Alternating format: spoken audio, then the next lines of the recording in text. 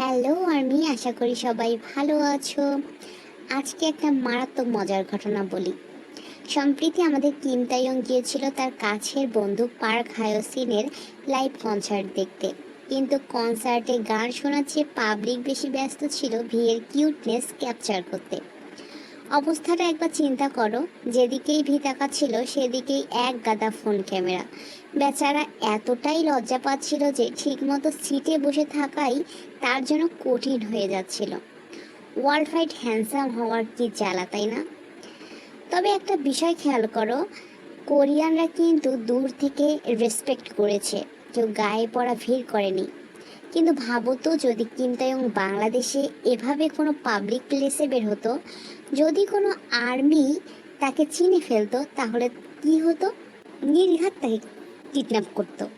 আচ্ছা, সত্যি করে বলো তো আর্মি, যদি হঠাৎ কাল সকালে মিরপুর বা ধানমন্ডি রাস্তায় কিংবা তোমাদের বাড়ির পথে ভিকে দেখতে পারো, তবে তোমাদের রিয়াকশনটা ঠিক কেমন হবে? অবশ্যই কমেন্টে জানিও।